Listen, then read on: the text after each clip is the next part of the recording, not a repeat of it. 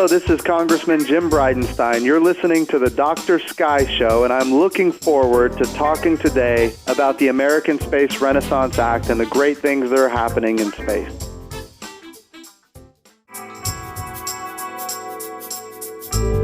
And welcome back, ladies and gentlemen, to the exciting show that, of course, we call the Dr. Sky Show, with great guests, as you tell us, from the realms of astronomy, space, aviation, and weather. And we want to make, of course, a big shout-out to our flagship radio station, that is KTAR. That's News Talk 92.3 FM in Phoenix. And many thanks to the many stations around the nation that do air the Dr. Sky Show. We'd also be remiss if we didn't say thank you. And again, a big thanks to our producer, Richard Dugan, of radio station KZSB, that's AM 1290 in Santa Barbara, California. Ladies and gentlemen, a very special guest who has a military background and also a big passion for space. And who are we talking about? Representative Jim Bridenstine from Oklahoma's 1st Congressional District. Congressman Jim Bridenstine was elected in 2012 to represent Oklahoma's 1st Congressional District. He serves on the House Armed Services Committee and the Science, Space, and Technology Committee. He, of course, a veteran and a pilot with a lot of flying hours under his belt. But today, as we welcome the Congressman to the Dr. Sky Show, the central focus of our interview today is talking about space. And we have a very special guest here, ladies and gentlemen. Welcome, Representative Jim Bridenstine, here on the Dr. Sky Show. How are you today, sir? I am good, Dr. Sky. Thank you so much for having me. Well, it's very much a high honor here to have you, sir, to talk about something that's so important to the listeners of this radio show, and that is the introduction to the American Space Renaissance Act. And, sir, I have to salute you first and thank you for your service to the American military, but also your passion for space. Talk a little bit about your background and why the compass needle now points towards space with you. You bet. So, first of all, thank you for having me. It's an honor to be here. A couple of things that I think are important. I'm on the Armed Services Committee, Subcommittee on Strategic Forces. So this subcommittee is responsible for America's national security space capabilities. So we deal with our over-the-horizon communications. We deal with our what we call SBIRS constellation, space-based infrared, missile warning and detection. We also deal or have oversight on GPS, remote sensing, imagery, pretty much anything that is military space-related, my subcommittee has oversight on. I also, in the last Congress, I chaired the subcommittee on the environment within the Science, Space, and Technology Committee. That particular committee oversees NOAA, the National Oceanic and Atmospheric Administration.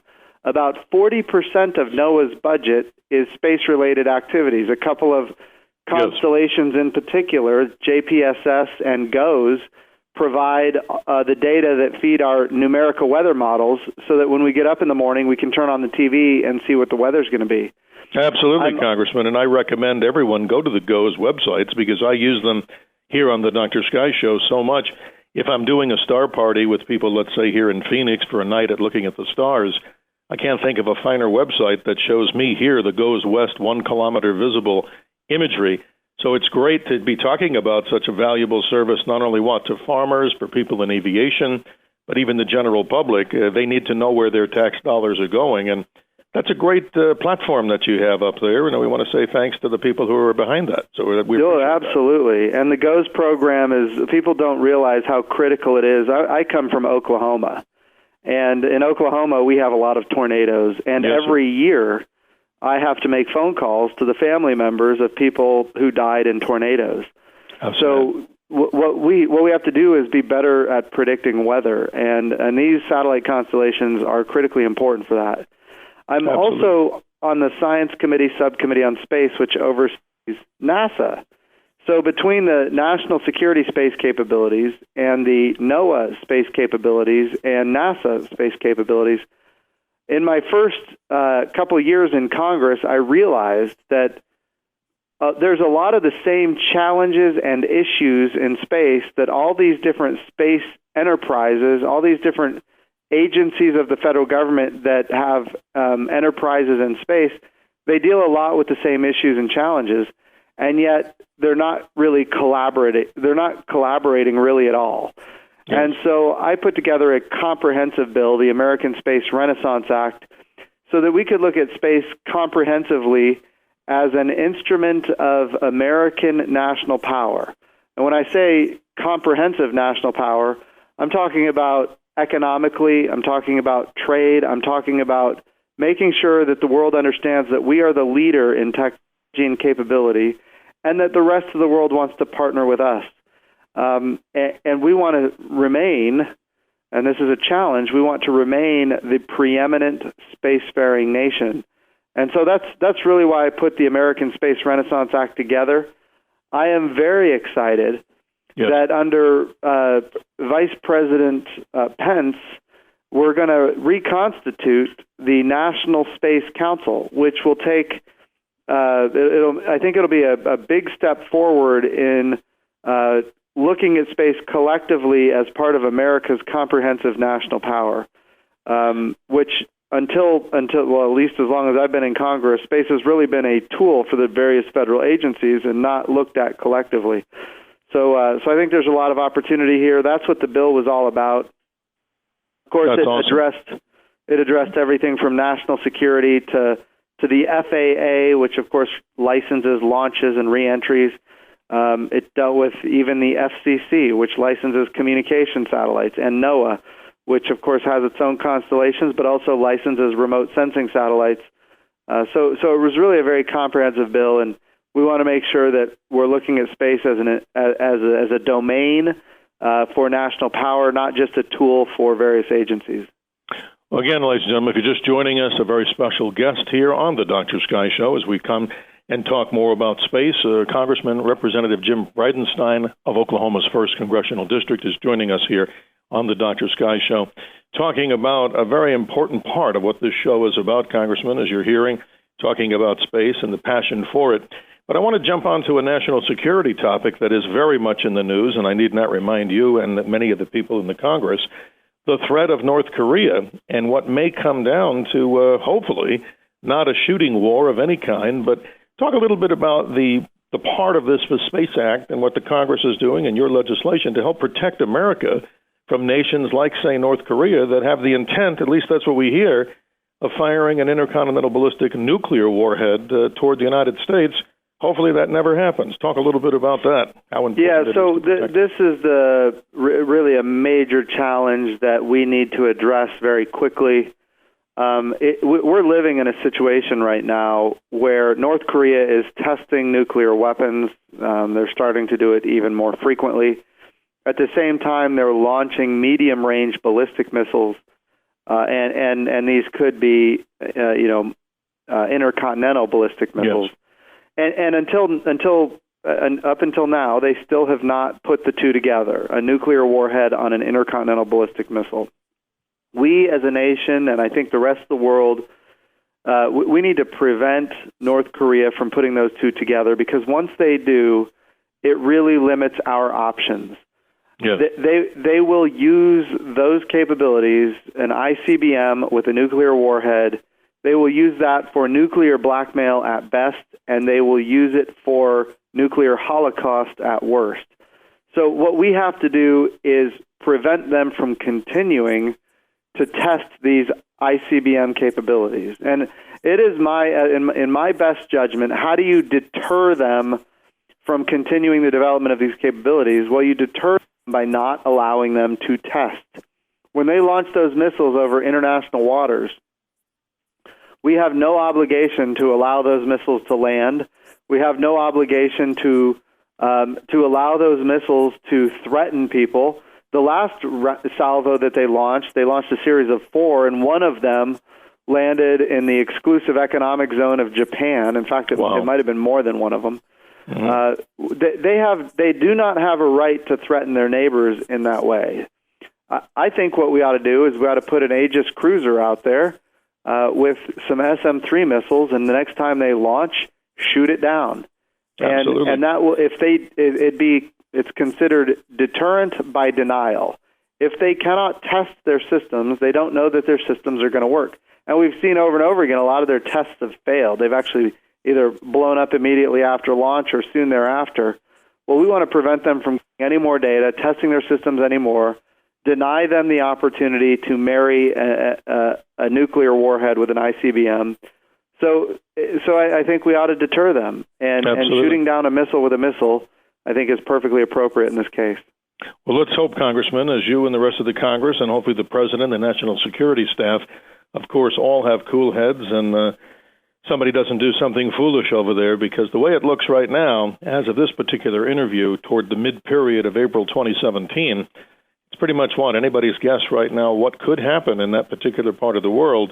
Needless to say, Congressman, you've probably heard it 1,000 times, the world seems to be on edge in so many areas of the planet, so let's hope for peace. But again, peace through strength, as the great Ronald Reagan has said. Let's talk a little bit more about the American Space Renaissance Act and how important it is to the America's future in space. I find it fascinating, sir, that you've kind of put everything together here with a very forward-looking plan, and one that, of course, is very much actionable. And again, describe a little bit more to the listeners who love space and want to know exactly what's in that. Yeah, the American Space Renaissance Act has something, I think, important for everybody that is involved in space: national security, of course, civil space, and commercial space. Again, ultimately, what we want to do is bring everything together. We want to consider space as a domain and make it part of America's comprehensive national power. In fact, if you look at what China talks about space, they talk about it as part of China's comprehensive national power. At the end of last year, they sent around a memo to all the nations of the world telling everybody of all their masterful accomplishments and how they should be partnering with China. Well, we need people to be looking at the United States as the world's leader in space. We want people to be partnering with us, not partnering with China. Yes. Certainly the United States needs and wants partners. In many cases in this era, we have become dependent on others, not partners with others. I think that's a big mistake. Mm-hmm. We need to have our own independence, but at the same time, we need to be the world leader and have people, getting in behind what we're trying to accomplish. So the American Space Renaissance Act is important for all these reasons, and certainly it's a bill that we're going to continue to push for. Yes, Congressman, and let's say that you were today the head of NASA. If you could just outline some of the agenda that you would, of course, move forward for the American space program. What kind of priorities and some specifics would you put there? Because I know up till now, the previous administration thought of an asteroid capture mission or some sort of an asteroid mission where many people said, no, we need to go to the moon and or Mars, and many people, of course, think the moon is the gateway. No, I think that's exactly right. When you think about our comprehensive national power, let's start with where China is right now. Yes. China is launching its own taikonauts on its own rockets to its own space station. At the same time, they're doing missions to the moon with orbiters, and they've landed on the moon with a lander and a rover. And this year, they're going to do a lunar return mission. And next year, for the first time in humanity, China is going to land a lander and a rover on the backside of the moon. Mm-hmm. They've also demonstrated with their Chang'e missions that not only can they orbit the moon and map the moon and land on the moon, they've also demonstrated that they can fly to the L2 point, 60,000 kilometers on the backside of the moon, and then hover there for a period of 8 months at the L2 point, then fire back up their systems, fly into deep space in formation with an asteroid, and then come back. Now, wow. This presents a capability that we have not seen from competitors of the United States, and that is this. If they can fly to an asteroid and fly in formation with an asteroid in deep space, this means that they have another capability that is problematic, which is they could attack geostationary orbit from above. I'm not saying they have that intent, but I'm saying They have that capability. Absolutely. Well, yeah, why is geostationary orbit important to the United States? That's where all of our nuclear command and control architecture is. That's where our tactical communication architecture is. Some of our most important, exquisite billion-dollar satellites are in that orbit, and we would not have really any kind of warning before they got attacked. So, yes. If that's where China is, let's talk about where the United States is. The United States is launching its astronauts on Russian Soyuz rockets to get to the International Space Station, for which we built 80% of, although we now don't have access to it on our own. And we're not going to the moon at all. This presents a strategic challenge because the rest of the world, I'm talking about Europe, I'm talking about countries that historically have not even had space programs, the rest of the world is going to the moon. And so how do we lead the world when they're all going a direction we're not going? And they're not exactly partnering with us in our other efforts. I believe the moon is Go ahead. Did you have a question? No, I'm sorry. You make great sense, because if we're looking at what China's capable of or what they may be doing, as you described before, from a higher up position, they could shoot down or attack in any which way they could in high technology down to the 22,000-mile orbit or where those geostationary satellites. That's very precarious. And I'm glad you're talking about that, because I haven't heard anybody yet that I've spoken about even talk about that. So again, kudos, Congressman, for talking about this. It's a big problem, and in many cases, Dr. Sky, this is the important piece to all of this. You know, it might not be a kinetic attack. It could be spoofing. It could be jamming. It could be some kind of directed energy attack. It could be something where we just perceive that there's an anomaly, but for some reason we're not able to figure out where that anomaly is coming from, what's causing it. Well, it could be in deep space. It could be beyond geostationary orbit. And so we have to know what's happening throughout all of cislunar space, that space between low Earth orbit and the moon. Yes.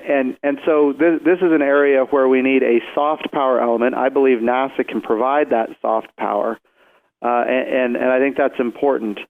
I also think strategically there's a lot of opportunity on the moon that's being left out right now. For example, in 2009, we discovered, it was the United States of America that discovered that there is water ice at the lunar poles. This was in 2009.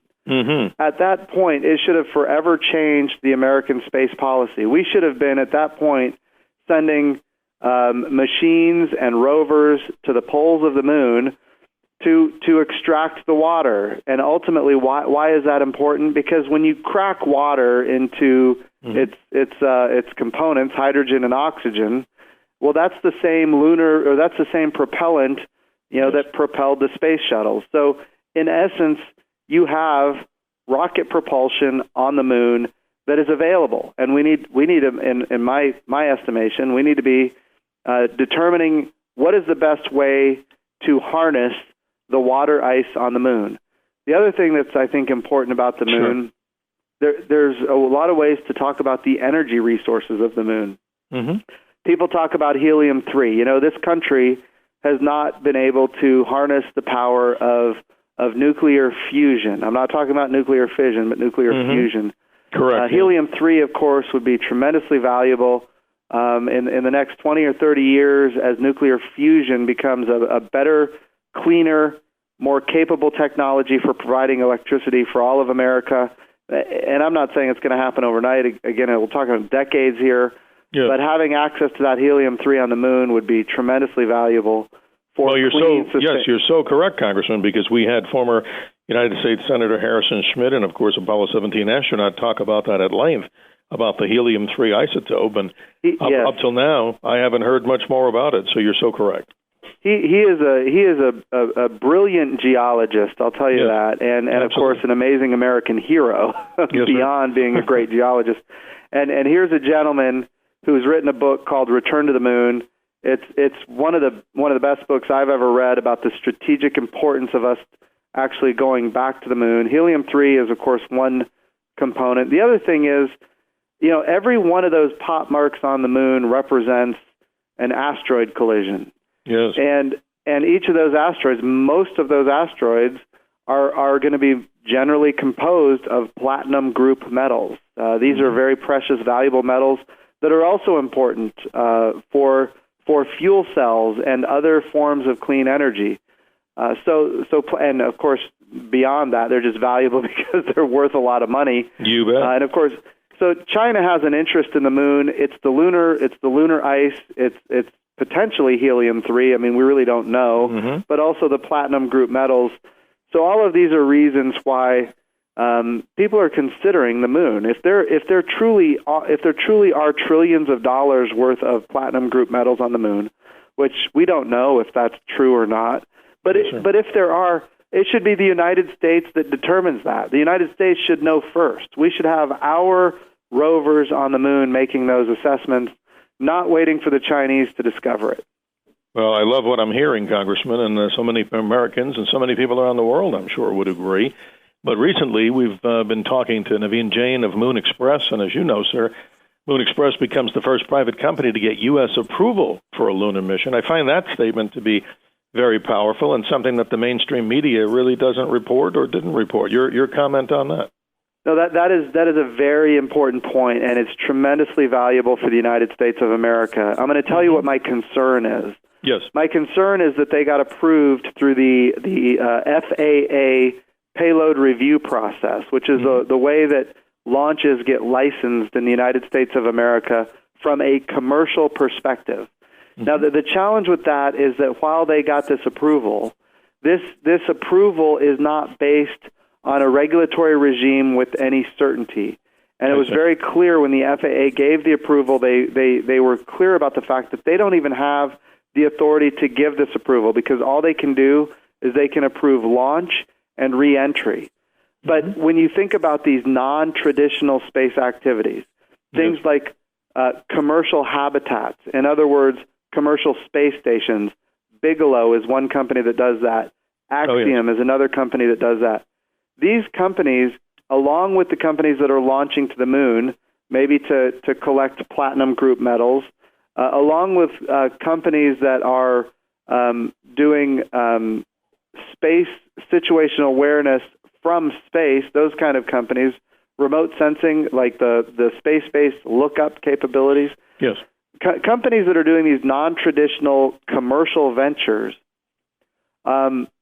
we don't have a regime in the United States that provides certainty for these companies, where if you go through this process and you get a determination that, yes, you can launch, then you know with certainty that you're going to be able to launch your capability into space. And since we don't have, and I want to be clear, and I know this not all your audience is going to agree with this, I'm a conservative Republican, and I don't want any more regulation than we have to have. But in some circumstances, it makes sense to have a regulatory regime that provides the certainty so that the capital can form and these companies can launch. Because right now what's happening is you've got companies on the other, or countries on the other side of the planet that are putting forth regulatory regimes that give companies a high level of certainty to do these non-traditional space activities. And these great American companies, of course, they're all new and coming out of the ground, they're going to foreign countries to get the certainty necessary to guarantee that they're going to be able to launch. So we need a regulatory regime, and I'm not talking about putting regulations on businesses. I'm talking about creating certainty so that people in the United States of America know that they're going to be able to capitalize their companies, launch their capabilities, and ultimately receive the benefits from the return on investment that is the pride of the American free market system. And right now, a lot of companies don't feel that certainty, and so they're putting their businesses overseas. We need to change that. We need to have a regulatory regime that provides certainty so that we can be the preeminent spacefaring nation and not turn it over to others.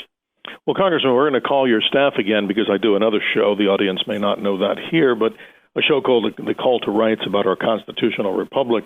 And again, that would make for a great setting to talk about that part. And, of course, what we talk about there about our American exceptionalism. And again, it's a privilege and honor to have you. Just a couple of quick questions before the bottom of the hour, and then I'll ask you kindly if you just stay on the line with us as we go to the close at the bottom of the hour. Sure. But Congressman Culberson, we had him as a guest here talking about the Europa mission, and I just wondered if you could talk about deep space plans. Indeed, what say you about moving on to the planets and then way beyond Mars, even with robotic spacecraft, like Congressman Culberson wants the Europa mission to happen? I'll tell you, Congressman Culberson is one of my favorite members of Congress. He does so much He chairs the Commerce, Justice, Science, Appropriations Subcommittee. That's the subcommittee that actually writes the checks for NASA. Yes. And of course, he believes with all of his heart that if there is one place in our solar system where there could be life, that life would be on Europa, which of course is a moon of Jupiter. Yes. And since he believes that so much, he's willing to put his money where his mouth is. And of course, he's trying, and he's not just trying, he's making it happen. He's compelling NASA to actually move forward with, as you mentioned, a robotic mission to Europa to determine if they are able to, if there is life on Europa. When I'm talking about life, I'm talking, of course, about very simple life forms. Sure. His assessment is that Europa is an ice moon, and as an ice moon, that means the interior, inside, there are oceans under the ice. And we believe there are oceans under the ice because we have seen plumes come from the ice, meaning that the water is coming out and spraying high into the sky. Europa is a smaller moon, so the gravity is maybe not so much, so those plumes actually go way out into space, and we're able to detect them. And so what this means is, if there is water under that ice, the ice is a shield from all of the radiation.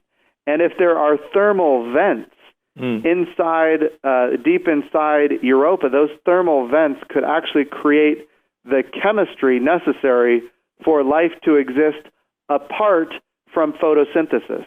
Like when you go down deep into the deep depths of the oceans of planet Earth, there's life down there that nobody would have expected, but it's life because of chemistry, not life because of photosynthesis.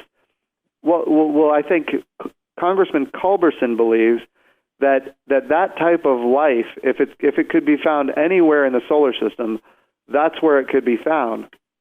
And I fully support him in his effort of trying to find that life, because I think it would be absolutely game-changing for NASA. It would change forever how we view our own solar system, how we view the universe, and of course how we conduct exploration. Because once you find life in one area, it will start a massive search for life all over our galaxy. And of course now all these exoplanets that we're discovering. It's amazing. Certainly there could be all kinds of different forms of life throughout our own galaxy. So I think it's exciting. I think this is what NASA's role is. We need to find out, are we alone in this universe? And I think Congressman Culberson is doing the right thing, trying to figure out where is the most likely place to find life, and then doing what's necessary to determine if it's there. Well, I really appreciate your time. We're speaking today, of course, in this exclusive interview here on the Dr. Sky Show with Congressman Jim Bridenstine of Oklahoma's 1st Congressional District. A proud American. Thank you again for your service to the United States military, sir, and what your passion is for space. There is a renaissance in space with the Space Renaissance Act and American Space Renaissance Act. And I'm hoping that we can speak with you as time goes on. One last question. I know I may not get an answer to it, but it's speculative nonetheless. Your name has come up many times in my reading as a potential to be the director or the head of NASA. And if that is happening, sir, I wish you the best of success, because I'm sure what we've heard here in this interview, I love it, and I'm sure many people do. America needs to get back to space. And I appreciate your time, sir. If you'll stay on the line with us as we go to the bottom of the hour break, I really appreciate your time. It's an honor to be here, Dr. Sky. Thank you for having me. I have interviewed for NASA. I have not heard anything official as far as what my status is, but if chosen to serve in that capacity, it would be a high honor. That concludes this exciting edition of the Dr. Sky Show with great guests from the realms of astronomy, space, aviation, and weather, and I'm sure the good congressman and former and always one who flies airplanes in the sky like the F-18 would agree. Always remember to keep your eyes to the skies. Thank you, Congressman Jim Bridenstine of Oklahoma's 1st Congressional District. Thank you, sir.